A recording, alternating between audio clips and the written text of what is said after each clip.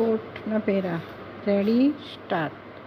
એન્થ્રેસીન પાવડરથી ભરેલી અને ફરિયાદીના શર્ટના ખિસ્સામાં મૂકવામાં આવી હતી અને જાળ ગોઠવવામાં આવી હતી. ટ્રેપ લેઇંગ અધિકારીએ ફરિયાદીને જરૂરી સૂચનાઓ આપી અને પંચસાક્ષીને પંચનામા પેરા 1 દોરવામાં આવ્યો. ફરિયાદી અને છાયા સાક્ષી આરોપીને મળવા માટે વિરમગામ રેલવે સ્ટેશન પર નંબર GJ1LL 3755 સાથે સ્કૂટર પર ગયા હતા અને આરોપી ટ્રેનમાં ન આવતા તેઓ વિરમગામ બસ સ્ટેશન પર ગયા હતા, પરંતુ તેઓ આરોપીને મળ્યા ન હતા અને ત્યારબાદ તેઓ આરોપીની ઓફિસ ગયા હતા કે તેઓ ઓફિસને તેની ઓફિસમાં મળ્યા હતા અને તે સમયે આરોપીએ ગેરકાયદેસર વળતરની રકમની માંગ કરી હતી. ફરિયાદીએ દૂષિત ચલણી નોટો આપી હતી, જે આરોપી દ્વારા સ્વીકારવામાં આવી હતી અને તેના જમણી બાજુના પેન્ટના ખિસ્સામાં મૂકવામાં આવી હતી. ફરિયાદકર્તાએ પૂર્વ નિર્ધારિત સંકેત આપ્યો હતો અને દરોડો પાડતા પક્ષના સભ્યો દોડી આવ્યા હતા અને આરોપીને લાલ હાથે પકડી પાડ્યો હતો અને પંચનામા પેરા 2 દોરવામાં આવ્યો હતો. ફકરો. તપાસ અધિકારીએ ગુનાની તપાસ કરી અને સંબંધિત સાક્ષીઓના નિવેદનો નોંધ્યા અને કાર્યવાહી માટે મંજૂરીનો આદેશ પ્રાપ્ત કર્યા પછી અને અન્ય દસ્તાવેજો જપ્ત કર્યા પછી મિર્ઝાપુર ખાતેની સેશન કોર્ટ અમદાવાદ ગ્રામીણ પૂરો સમક્ષ આરોપપત્ર દાખલ કરવામાં આવ્યું હતું, જે 2002ના સ્પેશિયલ ACB પૂરો કેસ નંબર 5 તરીકે નોંધવામાં આવ્યો હતો. ફકરો.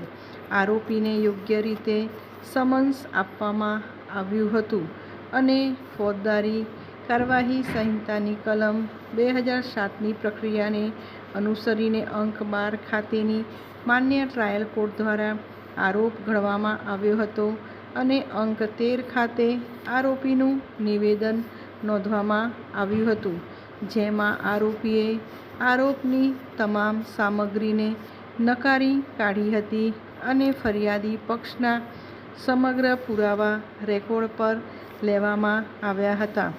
ફકરો. ફરિયાદી પક્ષના કેસમાં સમર્થનમાં નીચેના મૌખિક તેમજ દસ્તાવેજી પુરાવા રજૂ કર્યા છે.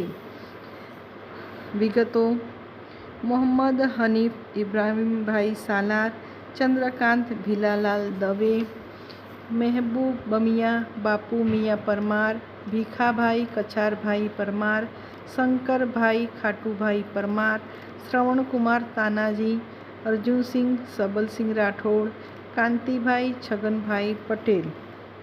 વિદ્વતાપૂર્ણ APP દ્વારા આંક 46 ખાતે ક્લોઝિંગ પુરસીસ રજૂ કરવામાં આવ્યા પછી ફોજદારી કાર્યવાહી સંહિતાની કલમ 313 હેઠળ આરોપીનું વધુ નિવેદન નોંધવામાં આવ્યું હતું અને વિદ્વતાપૂર્ણ APP અને આરોપીના વિદ્વતાપૂર્ણ વકીલની દલીલો સાંભળવામાં આવી હતી અને વિદ્વતાપૂર્ણ ટ્રાયલ કોર્ટ વિવાદિત ચુકાદા અને તારીખ 29/3/2008ના આદેશ દ્વારા PC અધિનિયમની કલમ 7(13) અને 13(1) (d) 1, 2 અને 3 હેઠળ સજાપાત્ર ગુનાઓ માટે આરોપીઓને દોષિત ઠેરવવા અને આરોપીઓને 1 વર્ષની સખત કેદની